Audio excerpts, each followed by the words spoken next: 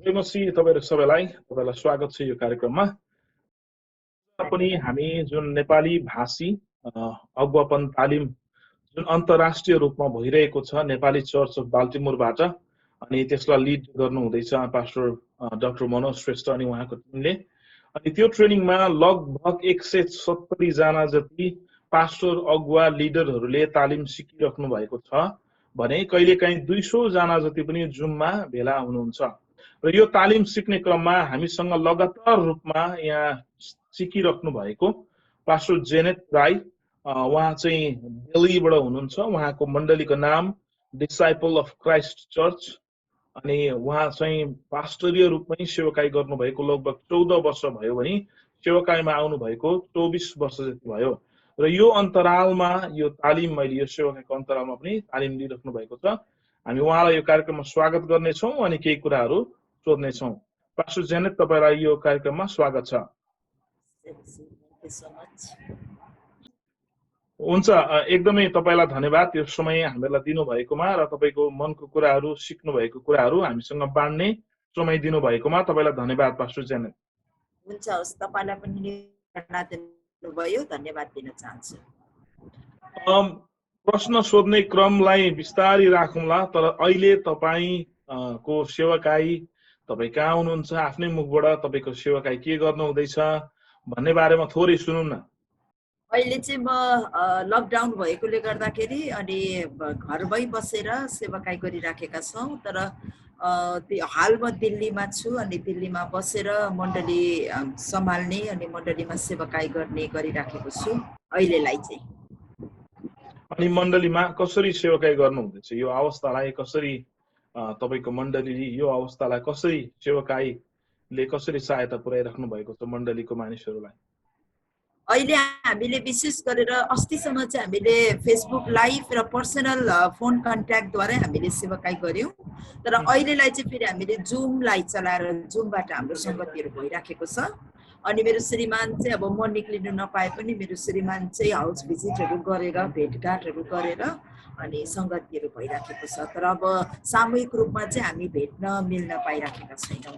अनि यो लगभग 4 महिना बेसी भइसक्यो हामी जुम मार्फतै सेवाकाई गरिरहेका छौँ। तपाईँ भनेपछि दिल्लीमा हुनुहुन्छ भनेपछि तपाईँको सङ्गति पुरै नेपालीमा हुन्छ कि कस्तो छ तपाईँको त्यहाँ? होइन, हाम्रो चाहिँ मिक्स्ड ग्रुप हो। अनि हाम्रो चाहिँ हामी चाहिँ सबै भाषामा भजन चाहिँ गाउँछौँ। अनि अरू यहाँको जो रिजनल ल्याङ्ग्वेजमा पनि हामी भजनहरू चाहिँ गाउँछौँ अनि नेपाली पनि त्यसमा। तर वचन चाहिँ हामी हिन्दीमा गर्छौँ किनभने ज्यादातर बुझ्ने त नेपालीहरू छन्, तर अब कोही व्यक्तिहरू चाहिँ नबुझ्ने भएकोले गर्दा हाम्रो वचन प्रचार चाहिँ हिन्दीमा हुन्छ। जे होस्, नेपालीले हिन्दी बुझ्ने भएकोले सजिलो भएछ अलिकति। हजुर हजुर, एकदमै। यस्तै केही अलिकति च्यालेन्ज छ तपाईँलाई? जस्तै हामी अहिले अमेरिकामा छौँ, धेरै थोरै केही च्यालेन्जहरू यहाँ पनि छ। अब तपाईँ इन्डियामा हुनुहुन्छ, दिल्लीमा हुनुहुन्छ, नेपालमा हुनुहुन्न भन्नु खोजेको मैले। अब नेपाली भाषी, नेपाली बोल्ने होइन, हाम्रो संस्कारहरू सबै कुराहरू मिल्छ अब नेपालसँग। तर तपाईँ अर्को ठाउँमा एउटा दिल्लीमा बसेर सेवाकाई चलाइराख्नु भएको छ, केही अलिकति अप्ठ्यारो छ त्यहाँनिर सङ्गतिहरू गर्न? भारतमा चाहिँ अब त्यस्तो अप्ठ्यारो छैन किनभने अब म आफै चाहिँ भारतीय नेपाली परे अनि मेरो जन्मथलो चाहिँ सिक्किम परेकोले गर्दा हामी चाहिँ अब भारतीय नेपाली परेकोले गर्दा हामीलाई यो राष्ट्रिय कुराहरूमा चाहिँ त्यति गाह्रो छैन।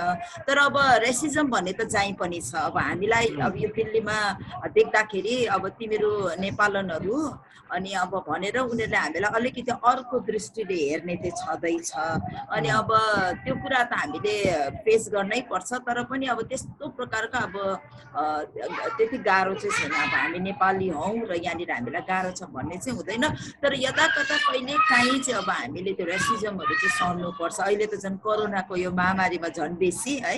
र हाम्रो त्यो चिङ्की आइसलाई हेरेर पनि होला अब यिनीहरू चाहिँ कोरोना बोक्ने भनेर हामीलाई धेरै गाह्रो चाहिँ हो। सबैले झेलिराखेको त्यो एउटा समस्या चाहिँ हो। तर अब त्यति बेसी चाहिँ छैन। देउस जस्तो भए पनि तपाईको सेवाकाई र विशेष गरी परमेश्वरलाई उचाल्ने कामलाई रोक्नु भएको छैन। हजुर, एकदमै एकदमै परमेश्वरलाई धन्यवाद भएको होस्। अनि तपाईको सेवाकाईमा उत्रिनु भएको 24 वर्ष जुन सेवाकाई जुन एउटा प्रभु पाउनु भएको 24 वर्ष भएको होला, 14 वर्ष लगभग त तपाईँले अगुवापनमा होइन कसैलाई सिकाउँदै अनि प्रचार गर्दै अनि एउटा पास्टरीय सेवाकाई गर्दै पुरा गर्नुभयो। अनि यति कमिटेड अहिले तपाईँ हुनुहुन्छ, तर यसको पनि सुरुवात छ। यसको सुरुवातमा तपाईँले लानुहोस् न हामीलाई, कसरी प्रभु पाउनुभयो, कसरी यो एउटा कमिटमेन्ट प्रभुको राज्यलाई बढाउने कमिटमेन्ट गर्नसम्म तपाईँ तयारी हुनुभयो, त्यो सुरुवातमा मलाई लानुहोस् न एकछिन। मेरो चाहिँ जन्म क्रिस्चियन परिवारमा भएको वास्तवमा, अनि एल्डरको घरमा, अनि सानैदेखि सेवाकाईलाई देखेर आएको। तर अब म चाहिँ सेवाकाई गर्छु भन्ने चाहिँ मैले सोचेको थिइनँ। अनि सानोमा चाहिँ अब म चाहिँ कि त मेरो सपना चाहिँ अब लयर हुने र मैले त्यो उद्देश्य राखेर पढ्दै थिएँ। तर बिचमा गएर त्यो दर्शन पनि हराएँ। अब राजनीति गर्छु भनेर स्टुडेन्ट हुँदा 11-12मा पढ्दाखेरि चाहिँ राजनीतिमा निकै चासो राखेँ। अनि राजनीति गरेर म मेरो भविष्य चाहिँ उज्जवल पार्छु भन्ने एउटा सपना चाहिँ थियो मेरो। अनि तर कलेजमा आइसके पश्चात 96मा जति बेला मैले सेवाकाईमा आफैलाई समर्पण गरेँ, 96मा म कलेजमा आइसके पश्चात चाहिँ प्रभुले मलाई दर्शन दिनुभयो, बुलाहाट दिनुभयो। अनि मैले मेरो लाइफ चाहिँ अब सेवाकाई गर्नुपर्छ भन्ने मैले त्यो कुरा थाहा गरेँ। अनि मैले आफ्नो लाइफलाई जीवनलाई प्रभुको सेवाकाईमा समर्पण गर्ने निर्णय लिएर मैले 96मा मेरो 3जना अरू मित्रहरूसँग स्टुडेन्ट फेलोसिप सिक्किममा पहिलोचोटि हामीले सुरु गऱ्यौँ। अनि अहिले पनि अब त्यो सेवाकाईहरू अरूहरूले चलाइराखेको छ। अनि त्यो चाहिँ मेरो सुरुवात थियो। स्टुडेन्टको बिचमा मैले मेरो जीवन प्रभुलाई दिएर सेवाकाई सुरुवात गरेँ। अनि त्यो कलेज सिद्धियो पछाडि चाहिँ म घरमा गएँ। अनि चर्चको थ्रु एउटा बिलिभर भएर लगभग 10 वर्ष चाहिँ मैले इभान्जेलिजममा मैले सेवाकाई गरेँ। विभिन्न जग्गामा गाउँ बस्तीतिर डाँडा काँडाहरूतिर सुसमाचार प्रचार गर्ने, आमाहरूलाई अगुवाई गर्ने, अनि जवानहरूलाई टिनेजर्सहरूलाई, अनि यो सबै समग्र सम्पूर्ण सेवाकाईहरू गर्ने। अनि त्यो 99 देखि चाहिँ प्रभुले मलाई वचनको सेवाकाईमा निकाल्नु भयो। विभिन्न चर्चहरूमा, विभिन्न समुदायमा, अनि विभिन्न कन्फरेन्स कन्भेन्सनहरूतिर गएर वचन बाँड्ने अनि वचनबाट सेयरिङ गर्ने मौका प्रभुले 99 देखि चाहिँ दिनुभयो। अनि 2006-07 को मार्चसम्म चाहिँ म सिक्किममै थिएँ नि, त्यहीँ सेवाकाई गरेँ। अनि दार्जिलिङ, आसाम, नेपाल क्याम्पहरूमा म धेरैचोटि गएको छु। अनि त्यहाँतिर बिरेर गर्नेको मौका पाएँ। 2007मा चाहिँ त्यहाँदेखि म विवाह गरेर दिल्लीमा आएर चाहिँ अनि यहाँनिर सेवाकाई हामीले अलरेडी सुरु भएको थियो। अनि त्यो सेवाकाईलाई निरन्तरता दिएर अहिलेसम्म हामीले सेवाकाई गरिराखेका छौँ। अनि दिल्लीमा आएपछि चाहिँ मेरो सेवाकाई अलिकति चेन्ज भयो। त्यो चाहिँ के हो भन्दाखेरि म पहिला नेपालीहरूको बिचमा गर्थेँ, तर दिल्लीमा आइसके पश्चात चाहिँ हिन्दी। अनि अहिलेलाई चाहिँ हाम्रो फेरि युपीमा पनि, उत्तर प्रदेशमा पनि एउटा गाउँ, अभेग गाउँमा 5वटा गाउँमा सङ्गतिहरू सुरु भएको छ। अनि त्यसले गर्दा अहिले चाहिँ अब म क्रस कल्चर मिनिस्ट्रीमा आएको छु।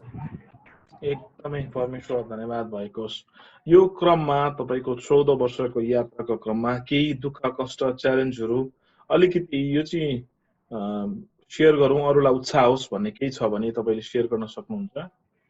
पास्टरीय सेवाकाईमा म यहाँनिर मेरो श्रीमानसँग आइसके पश्चात चाहिँ पहिला त अब मण्डली त सम्हाल्नु सजिलो छैन, गाह्रै छ। अनि त्यो गाह्रोपन त आत्मिक क्षेत्रमा हरेक क्षेत्रमा। अब अर्को त मेरो भाषाको प्रब्लम थियो। यहाँनिर दिल्लीमा आएपछि चाहिँ भाषा नमिल्ने, तरिका नमिल्ने, विचार नमिल्ने, अनि त्यो सोचाइ नमिल्ने, थुप्रै कुराहरू हुँदै पनि तर पनि प्रभुले सिकाउँदै लैजानुभयो। अनि त्यति बेला मेरो श्रीमान एउटा एनजिओमा जब गर्नुहुन्थ्यो। अनि म चाहिँ अब फुल टाइम सेवाकाई नै गर्थेँ। अनि हामी 2जना मिलेर सेवाकाई गर्थ्यौँ। तर 2012मा आएपछि चाहिँ म सिकिस्त बिमार भएँ। अनि अन्तिम अवस्थामा पुगेपछि चाहिँ फेरि मेरो श्रीमानले पनि जब क्विट गरेर 2जना फुल टाइम मिनिस्ट्रीमै आउने त्यो कमिटमेन्ट हाम्रो भएकोले गर्दा हामी 2जना फुल टाइम मिनिस्ट्रीमा आयौँ। अनि त्यसको बादमा चाहिँ अब थुप्रै कुराको सामना गर्नु पर्यो। अनि आर्थिक समस्याहरू भयो, अनि पारिवारिक थुप्रै प्रकारको समस्याहरू झेल्दै आयौँ। अनि यस्ता दिनहरू पनि अब मैले देखेको छु जति बेला हामीसँग केही पनि थिएन। अनि हामी चाहिँ केवल परमेश्वरमाथि भरोसा गर्नु बाहेक अरू केही विकल्प थिएन। अनि हामी परमेश्वरको अगाडि गयौँ। अनि यहाँनिर चाहिँ अब दिल्लीमा चाहिँ के छ भन्दाखेरि हाम्रो चर्च आफ्नो छैन, हामी चाहिँ रेन्टमा चलाउनु पर्ने हुन्छ।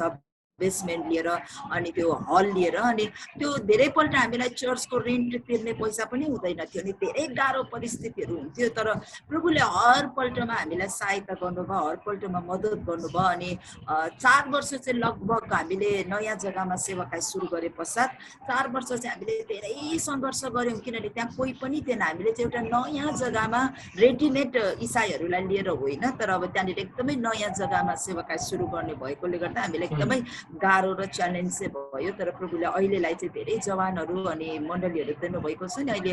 अहिलेलाई फर्केर हेर्दाखेरि चाहिँ अब हामीलाई धेरै सुविधा र धेरै त्यो गाह्रोपनबाट प्रभुले निकाल्नु भयो हर क्षेत्रमा। जस तपाईँले अहिले भन्दै गर्दा मैले तपाईँको कुरैबाट के सिकेँ भन्दाखेरि चाहिँ यदि परमेश्वर हाम्रो साथमा हुनुहुन्छ भने न त भाषाले होइन, न त ठाउँले, न त समाजले, न त देशले होइन, आफ्नो कल्चरले, कुनै कुराले पनि हामीहरूलाई परमेश्वरको कामबाट रोक्न सक्दैन। अनि त्यो कुरा सिक्न पाए। तपाईँ उदाहरणीय जीवन तपाईँले हामीलाई अहिले देखाइराख्नु भएको छ, जसरी दिल्लीमा यसरी सेवाकाई गरिराख्नु भएको छ। अनि मैले अलिकति तपाईँको बारेमा यसो बुझ्दाखेरि आमाहरूको बिचमा तपाईँले धेरै सङ्गतिहरू गरिराख्नु भएको छ अहिले। अनि आमाहरूको बिचमा सङ्गति गर्दै जाँदाखेरि तपाईँलाई कस्तो लाग्छ? जस्तै हाम्रो समाज, नेपाल समाज भनेको पुरुष प्रधान समाज छ होइन, पास्टर्सहरू ज्यादा छन्, पास्टरले आमाहरूको सेवाकाई थोरै छ। अनि यो क्रममा तपाईँले कसरी सेवाकाई गर्नु हुँदैछ, कसरी अरूदेखि माथि उठेर अहिले विभिन्न ठाउँमा तपाईँ आमाहरूलाई सिकाइराख्नु भएको छ। अनि यो क्रम कसरी अहिले परमेश्वरको यो एउटा मलाई लाग्छ यो आशिषको रूपमा लिनु भएको छ पक्कै पनि तपाईँले। अनि कसरी इन्जोय गरिराख्नु भएको छ यो क्रमलाई अहिले कसरी सिकाउँदै गइराख्नु भएको छ, त्यो आमा सेवाकाईको बारेमा पनि थोरै भन्नुहोस् न तपाईँको। अहिलेलाई चाहिँ अब मैले यद्यपि म जवान हुँदाखेरि नै आमाहरूको सेवाकाई चाहिँ सुरु गरेको। मैले मेरो जग्गामा आमाहरूको एउटा सङ्गति सुरु गरेर, त्यति बेला म कलेजको स्टुडेन्ट नै थिएँ अनि आमाहरूको एउटा सङ्गति हुनुपर्छ भनेर सेवाकाई सुरु गरेर मैले त्यो सेवाकाईमा मैले लिडरसिप त लिन अरूलाई नै दिएँ, तर उहाँहरूसँग रहेर मैले धेरै वर्ष काम गरेँ। अनि विवाह गर्नुभन्दा अगाडि पनि आमाहरूसँग मिलेर मैले धेरै सेवाकाई गरेकोले गर्दा विवाह गरे पश्चात एउटा श्रीमती भएर एउटा त्यति बेला चाहिँ अब मैले थ्योरी मात्रै दिन्थेँ उहाँहरूलाई, यसरी गर्नुपर्छ त्यसरी गर्नुपर्छ भनेर।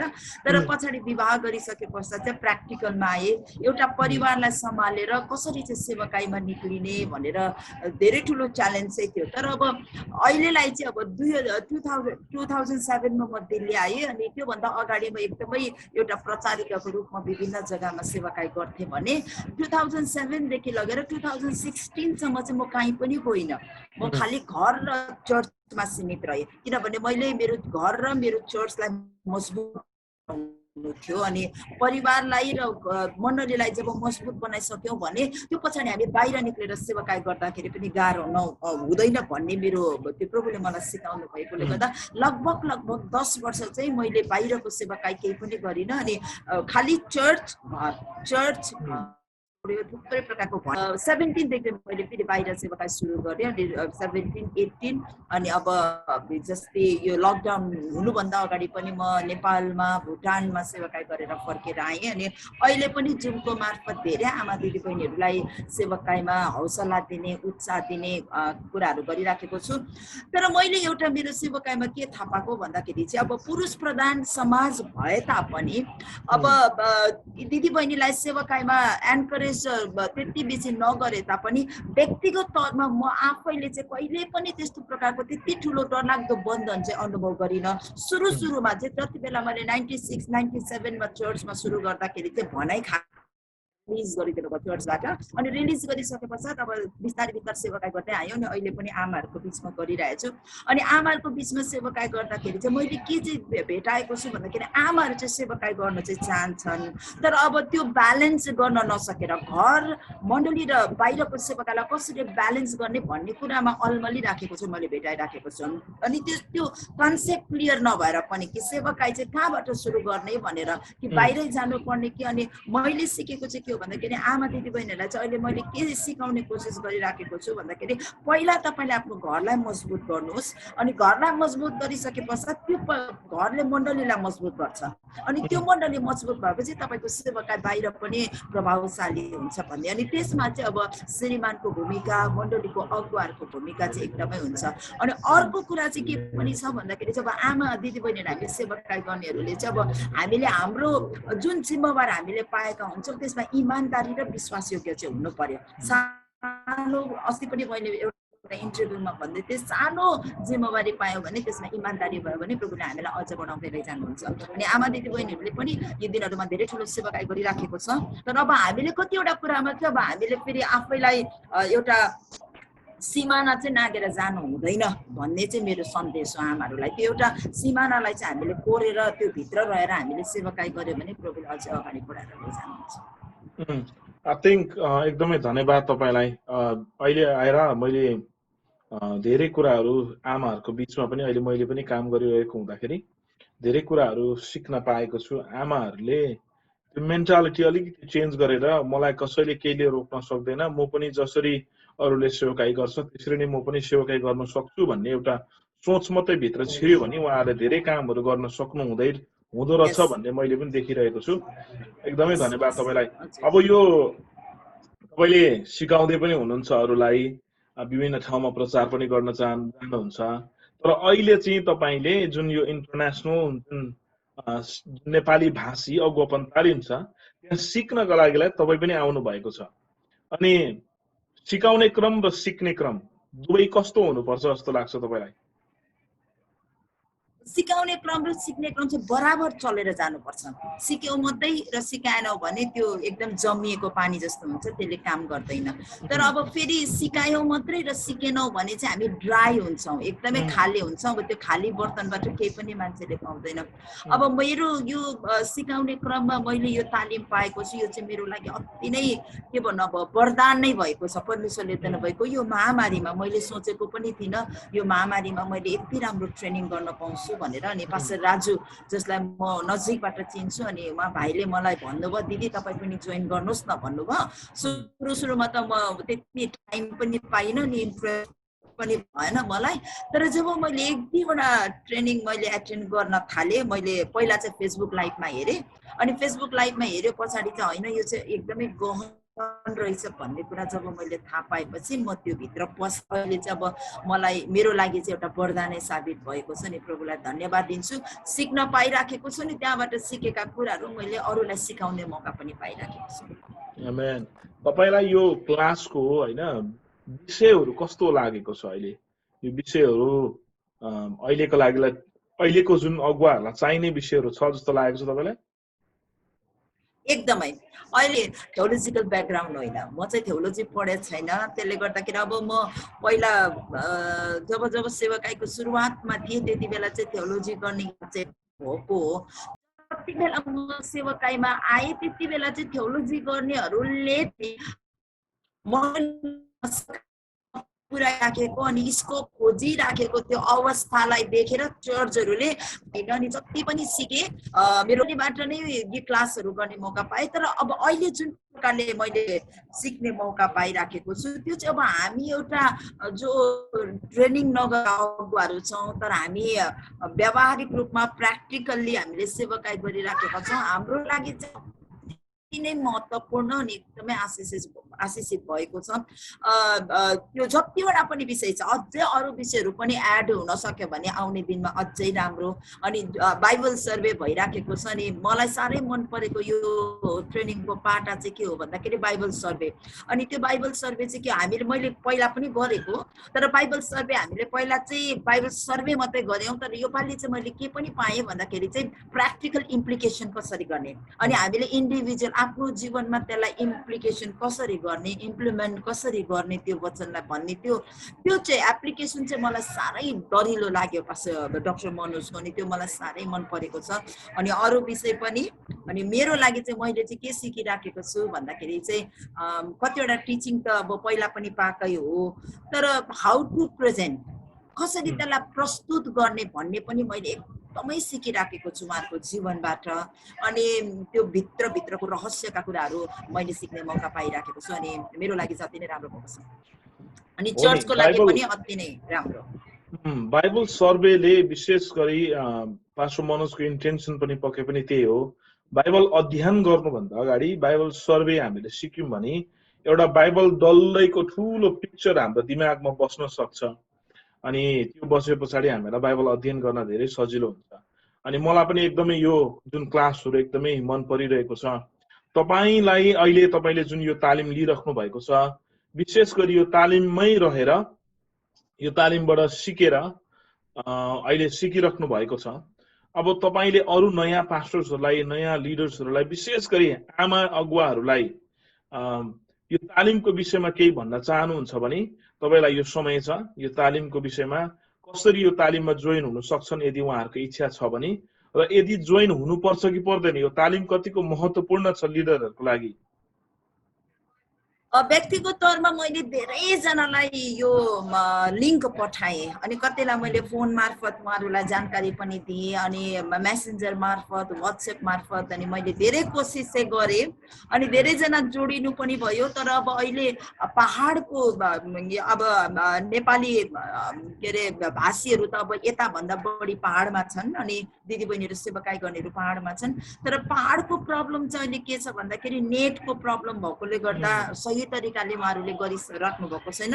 तर धेरैजना चाहिँ फेसबुक लाइभबाट उहाँहरू आशिषित भइराखेको कुरा चाहिँ उहाँहरूले मलाई बताइराख्नु भएको छ। अनि म चाहिँ के भन्छु भन्दाखेरि यो ट्रेनिङ चाहिँ एउटा यस्तो मञ्च परमेश्वरले हामीलाई दिनुभएको छ जहाँनिर हामी सबैजना स्वतन्त्र भएर हामी सिक्न सक्छौँ। अनि म सबैलाई आह्वान पनि गर्न चाहन्छु, या डिनोमिनेसन या त कुनै पनि त्यो विचार सोचलाई पर राखेर सबैजना एउटा मञ्चमा आएर हामी सिकौँ। अनि सिकेका कुरा यदि हामीले बुझेनौँ भने मलाई अर्को पाटा मन परेको चाहिँ यहाँनिर डिस्कसन हो। हामी हाम्रो प्रश्नहरू राख्न सक्छौँ, नबुझेका कुराहरू बताउन सक्छौँ, कन्फ्युजन भएका कुराहरू हामीले बताउन सक्छौँ। या त अब सपोज सिकाउँदै जाँदाखेरि मेरो ब्याकग्राउन्ड जुन डिनोमिनेसनबाट छ मेरो त्यसमा म्याच गरेन भने मैले त्यो कुरा त्यहाँ राख्न पाउँछु। त्यो चाहिँ सबैभन्दा ठुलो पाटा छ। त्यसले गर्दाखेरि मेरो चाहिँ सबैलाई आह्वान के छ भन्दाखेरि अब हामी त्यो साँघुरो विचार लिएर नबसौँ।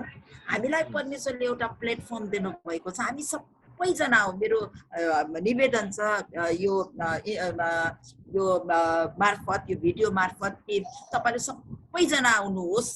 तपाईँलाई एकैचोटि मनपर्छ भन्ने छैन। अब मैले जस्तै पहिला त म के होला भनेरै आएको, तर जब म बस्दै गएँ मैले त्यो भित्रको रहस्यको कुराहरू जाने। अनि मेरो निवेदन चाहिँ के छ भन्दाखेरि सबैजना आउनुहोस्। अब कहिलेकाहीँ चाहिँ के हुन्छ भन्दाखेरि एकजना व्यक्तिको नाम लिएर ऊ त यस्तो हो नि भनेर हामी त्यतापट्टि लागेर हामी ट्रेनिङ गरिराखेका हुँदैनौँ। तर यहाँ जति टिचरहरू यहाँनिर हुनुहुन्छ, जस्तो डाक्टर भोजराज भट्ट सर, मैले कहिले पनि नदेखेको, टिचिङ मैले नपाएको। अर्को कुरा त म युट्युबको वचन त्यति बेसी सुन्दिनँ, त्यसले गर्दाखेरि उहाँहरूलाई नचिनेको। तर मैले व्यक्तिगत उहाँहरूलाई त्यहाँनिर देख्ने मौका पाएँ, टिचिङ सुने। विजय कर्मचार्य, पास्टर विजय कर्मचार्य, उहाँको टिचिङ, अनि हाम्रो डाक्टर मङ्गलमन महर्जन, उहाँले सिम्पल तरिकाले एउटा साधारण तरिकाले टिचिङ दिइराख्नु भएको छ। बिचमा उहाँहरू आइराख्नु भएको छ, ठुला ठुला पास्टरहरू। अनि हाम्रो पास्टर हाम्रो नर्बु तामाङ दाजुले राम्रोसँग लिडरसिपको बारेमा सिकाइराख्नु भएको छ। त्यसले गर्दा यो एउटा सम्मिश्रण भएको सबै टिचिङ। हिजो हाम्रो डाक्टर ओलागले यति मिठो प्रकारले बाइबललाई अझ गहिरोसँग उहाँले बताइदिनु भयो कि कसरी निर्णय लिने। अनि मैले हिजोको टिचिङलाई धेरैजनालाई मैले पठाइदिएँ। अनि किन भन्दाखेरि अहिले झुटा शिक्षा पढेको चाहिँ बाइबललाई सही तरिकाले नबुझेर अहिले हाम्रो पहाडी भेगमा नेपाली मण्डलीमा यति विघ्न झुटा शिक्षाहरू बढेर गएको छ। किन भन्दाखेरि चाहिँ बाइबललाई सही ढङ्गमा नपढेकोले गर्दा अनि एउटा खण्डलाई, एउटा पदलाई लिएर एउटा सिद्धान्त बनाएको कारणले गर्दा। त्यसले गर्दा म सबैलाई आह्वान गर्न चाहन्छु, हामी आउँ, एउटा मञ्चमा बसौँ अनि एउटा जग्गामा बसौँ, सिकौँ, बुझेका कुराहरू पनि बताउँ, नबुझेका कुराहरू सिकौँ। यदि हामीलाई मन परेन भने मन नपरेका कुराहरू आफूले नबुझेकाहरू क्लियर गरी मागौँ। र यो एउटा राम्रो जग्गा छ, म सबैलाई आह्वान गर्न चाहन्छु। अब हामी यो अन्तर्वार्ताको अन्तिममा आएको छौँ। यो अन्तर्वार्ता भन्दा पनि मेरो विचार चाहिँ के हो भने अब यसको विषयमा गफ गरौँ र तपाईँहरूको सेवाकायको विषयमा बाँडौँ भन्ने हो। तर यो हजुर यसको अन्तिममा आउँदाखेरि चाहिँ म तपाईँलाई यसको बाहिर रहेर एउटा प्रश्न सोध्नु पर्यो। तपाईँलाई यो टिचरहरू मध्ये तपाईँले सबैजनाको नाम लिनुभयो, टिचरहरू मध्ये तपाईँलाई मनपर्ने फेभरेट टिचर अहिलेको को हुनुहुन्छ? एकजनाको मात्रै नाम भन्नुपर्छ है। मलाई साह्रै मन परेको चाहिँ डाक्टर मनोजको टिचिङ हो। अँ, म उहाँको टिचिङ मलाई के अरूको टिचिङ पनि राम्रो छ, उम्, अब डाक्टर सबैको एउटा स्तरीय छ, तर मलाई डाक्टर मनोजको टिचिङ किन मन परेको, उहाँलाई मैले जिएनएससिएफमा एउटा क्लासमा मात्रै भेटेको, अनि उम्, उहाँको टिचिङहरू कहिले काहीँ अलिअलि सुन्ने गर्थेँ, कसैले अपलोड गरेको हुन्थ्यो फेसबुकमा। उम्, तर उहाँको मैले राजु पास्टर राजुलाई पनि भने उहाँको टिचिङमा मैले पाएको चाहिँ अब्जर्भेसन र इन्टरप्रिटेसन सबैले गर्न सक्छ यदि हामीले कोसिस गर्यौँ भने। तर गाह्रो पाटा चाहिँ बाइबल स्टडीमा चाहिँ एप्लिकेसन हो। उम्, एप्लिकेसन चाहिँ हामीलाई एकदमै गाह्रो पर्छ, त्यसलाई सठिक जग्गामा कसरी त्यसलाई प्रयोग गर्ने। अनि उम्, मैले डाक्टर मनोजको एउटा बलियो जग्गा चाहिँ भेटेको चाहिँ के हो भन्दाखेरि उहाँको एप्लिकेसन चाहिँ एकदमै सान्दर्भिक अनि एकदमै बिब्लिकल छ। त्यो चाहिँ मलाई साह्रै मन परेको र उहाँलाई चाहिँ अब उहाँबाट मैले धेरै सिक्ने मौका पाइराखेको छु। अनि धेरैजनाले पनि उहाँको टिचिङलाई अब जस्तो हाम्रो पास्टर विजय कर्मचारीको टिचिङ सबैले फलो गर्न सक्दैन, उहाँको त्यो माथिल्लो स्तरमा छ। अनि त्यो अब अलिकति कम पढा लेखा अब भाइसँग कुरा गर्दाखेरि अब यो युट्युबमा जान्छ जान्दैन मलाई थाहा छैन, तर उहाँको टिचिङलाई पक्रिन हामी जस्तो थियोलोजी नगरेको मान्छेलाई त्यो शब्दै गाह्रो छ। अनि त्यो शब्द टिपेर अनि म त त्यसलाई टिपिराखेर मेरो श्रीमानलाई सोध्छु यो के भनेको भने त्यो शब्द बुझ्न गाह्रो छ। अनि अब हाम्रो डाक्टर भोजले जुन गराइराख्नु भएको छ चर्च हिस्ट्री, त्यो राम्रो छ, तर उहाँले अब स्पिड पक्रिनु पर्ने हुन्छ, एकदमै रफ्तारमा गइराख्नु भएको छ। अनि अब एउटा 40 मिनटको क्लासमा 300-400 वर्षको इतिहासलाई सिक्न पाउनु त अब त्यो अलिक हाम्रो जस्तो त्यो अलिकति कमजोर बुद्धि हुनेलाई पक्रिनु धेरै गाह्रो छ। तर त्यही कारणले गर्दाखेरि पनि अब त्यो पाठालाई हेरेर चाहिँ अब मैले मन पराएको टिचर चाहिँ अब सबै राम्रो छ, तर तीमध्ये पनि मलाई एकदमै खाँटी लागेको चाहिँ डाक्टर मनोज। मैले तपाईँले भन्दै पर्सनली जाँदाखेरि गरेको चाहिँ अरूको होइन, समस्या पनि त्यही हो, अलिकति समयको कमी छ होइन। अनि विशेष गरी उहाँहरूले पढाउनु भएको विषय पनि त्यस्तै छ क्या, फेरि अलिकति एपोलोजेटिक विषय भएको कारणले गर्दाखेरि अनि विशेष गरी चर्च हिस्ट्री त अब धेरै समय लाग्ने विषय हो। अनि त्यो भएको कारणले पनि उहाँहरू अलिकति एकदमै त्यो टाइममा रहेर फेरि क्लास पनि सिद्धाउनु पर्ने, अब के सिकाएको छ कि 5 वर्ष लगाएर सिकाउनु पनि भएन हो। अनि त्यो भएको कारणले उहाँहरूलाई अलिकति त्यो भइरहेको छ। अनि यता हाम्रो पास्टर मनोजको चाहिँ उहाँको विषय पनि सर्वे छ, अनि उहाँको मलाई पनि मनपर्छ किनकि उहाँको अलिकति तरिका सजिलो तर एकदमै गाठ्य कुरा क्या, एकदमै मुख्य कुराहरू ल्याएर एप्लिकेसन गरेरै देखाउनुहुन्छ। अनि मलाई पनि साह्रै मनपर्छ।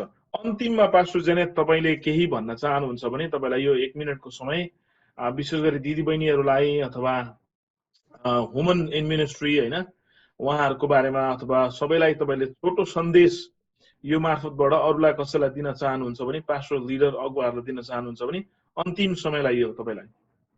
अन्तमा चाहिँ म के भन्न चाहन्छु भन्दाखेरि विशेष गरेर बाल्टिमोरको नेपाली चर्च जसले यो इनिसिएटिभ लिनुभयो र हाम्रो लागि तालिम उपलब्ध गराइदिनु भयो, यहाँहरूलाई धन्यवाद नदिरहन सक्दैनौँ, धेरै धेरै धन्यवाद। अनि उहाँहरूको टिमलाई परमेश्वरले धेरै आशीर्वाद दिउन्। अनि जस्तो प्रकारले हाम्रो अर्जुन हमाल दाइले प्रोग्राम लिड गर्नुहुन्छ त्यो लिड सबैले गर्न सक्दैन, र भाइहरू जो पछाडि बसेर ब्याकग्राउन्डमा बसेर जो सञ्चालन गरिराख्नु भएको छ यो पनि एकदमै प्रशंसनीय छ। अनि यो एउटा टिम जो तपाईँहरूले बनाउनु भएको छ, यहाँहरूलाई म धेरै धेरै धन्यवाद दिन चाहन्छु। अनि आमा दिदीबहिनीहरूलाई म एन्करेज गर्न चाहन्छु, प्रभुले जुन वरदान दिनुभएको छ, जुन बुलाहाट दिनुभएको छ, कसैले माथि उठाएर आउँछु भनेर होइन, तर आफै माथि आउने कोसिस गर्नुहोस्, हामी आफै माथि कोसिस गरौँ। र सबैभन्दा ठुलो कुरो चाहिँ परमेश्वरले हामीलाई किन बनाउनु भयो र प्रभुले हामीलाई किन चुन्नु भयो भन्ने कुराको वास्तविकता हामीले थाहा पायौँ भने हामी त्यसै बसेर रहन सक्दैनौँ। धेरैपल्ट चाहिँ उसले मौका दिन्छ र म जाउँ भन्ने हुन्छ, तर मौका नदिकन पनि हामीलाई प्रभुले जो जुन कुराहरू दिनुभएको छ त्यसलाई हामी अगाडि बढाएर लैजाउँ, प्रभुले हामीलाई सहायता गर्नुहुन्छ। तर लिडरसिपमा को अधीनमा रहेर मलाई फेरि अगुवाको माथि गएर उफ्रेको चाहिँ पटक्कै मन पर्दैन। म आफै पनि कहिले उफ्रिनँ। एज अ बिलिभर एउटा साधारण विश्वासीको रूपमा मैले 10 वर्ष सेवाकाई गरेको नातामा पनि म सबैलाई त्यही भन्छु। र अगुवापनमा आएर सेवाकाई गर्नुभन्दा सजिलो चाहिँ एउटा बिलिभरको रूपमा सेवाकाई गर्नु सजिलो छ। हामी आमा दिदी बहिनीहरू तर अधीनमा रहेर काम गर्ने, किनभने म 10 वर्ष एउटा बिलिभरको रूपमा, एउटा विश्वासीको रूपमा, एउटा चर्च अनि लिडरसिपमा अधीनमा रहेर सेवाकाई गरेँ। अनि मैले अहिले तुलना गर्दाखेरि जति फ्रुटफुल सेवाकाई मैले एउटा बिलिभरको रूपमा गरेँ, अहिले अगुवाको रूपमा म गर्न सक्दिनँ। अनि त्यसले गर्दाखेरि म के भन्न चाहन्छु भन्दाखेरि सेवाकाई गर्नको लागि यो पोस्टै चाहिँदैन, अर्डिनेसन पनि चाहिँदैन। तिमी यो गर्न सक्छौ र आजदेखि तिमी यो भनेर भनी माग्न पनि पर्दैन। तर एउटा कुरा चाहिँ हामीले गर्नुपर्छ, त्यो चाहिँ के हो भन्दाखेरि हामी जे पनि गर्छ, चाहे तपाईँ प्रचारमा जानुहुन्छ, चाहे तपाईँ उपवास प्रार्थना कन्डक्ट गर्नुहुन्छ, चाहे तपाईँ आमाहरूको सेवाकाई लिड गर्नुहुन्छ, चाहे तपाईँ कुनै पनि प्रोग्राम गर्नुहुन्छ भने तपाईँले आफ्नो पास्टरको अनुमति, अगुवाको अनुमति लिएर गर्नुपर्छ। अनि कुनै पनि पास्टर अगुवाले यदि सकारात्मक ढङ्गमा काम गरिराखेको छ भने नाइ भन्दैन। तर यदि हामीले पास्टरले चाल नपाओस्, हामी मात्रै गरौँ भनेर कोठा थुनेर गर्छौँ भने चाहिँ भोलिको दिनमा पास्टरले चाल पाउँदा त्यो सेवाकाई हामीलाई गर्न दिँदैन।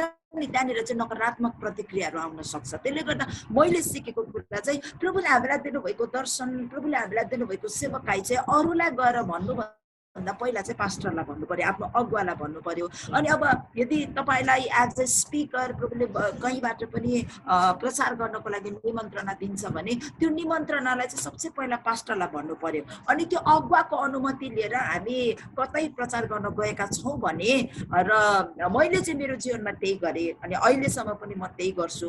अनि मैले के पाएँ भन्दाखेरि मेरो पास्टरले एउटा कन्डिसन राख्नुभएको, तिमी जहाँ पनि जान्छौ सेवाकाई गर स्वतन्त्रपूर्वक, तर बदनाम चाहिँ आउनु हुँदैन, चर्चको बदनामी चाहिँ हुनु हुँदैन भन्ने कुरा उहाँले मलाई भन्नुभएकोले गर्दाखेरि मेरो प्रयास जहिले न तैले यो रहन्थ्यो। म एउटा स्त्री हो अनि मेरो कारणले गर्दाखेरि न त मेरो परिवार समस्यामा पर्नुपर्छ न मेरो मण्डली समस्यामा पर्नुपर्छ। प्रभुलाई म धन्यवाद दिन्छु। 10 वर्ष मैले एउटा जीवन प्रभुले मलाई जिउन दिनुभयो, जसको कारणले गर्दाखेरि मण्डलीलाई मैले कहिले पनि हानि पुर्याउन पाइनँ। अनि मण्डलीले मलाई स्वतन्त्रपूर्वक सेवाकाई गर्ने मौका दिनुभयो। अनि विवाह गरेर आइसके पश्चात पनि अब मेरो श्रीमानको विश्वासलाई जित्न सक्नु पर्यो, अनि श्रीमानले कहिले पनि मलाई त्यो गर्नु भएन। त्यसले गर्दा अन्तमा आमा दिदीबहिनीहरूलाई म के भन्न चाहन्छु भन्दाखेरि हामीलाई जुन बुलाहाट, जो सेवाकाई तपाईँलाई दिनुभएको छ, धेरैपल्ट हामी गनगन गर्छौँ, पास्टरले दिएन, श्रीमानले दिएन, फलानाले दिएन, ढिस्काले दिएन, तर हामी प्रुभ गरौँ, इमान्दार भएर हामी प्रुभ गरौँ, प्रभुमा अगाडि बढौँ। अनुमतिको साथमा हामीले गऱ्यो भने परमेश्वरले हामीलाई अगाडि बढाउनुहुन्छ र हामी एकदम हात बाँधेर चाहिँ नबसौँ।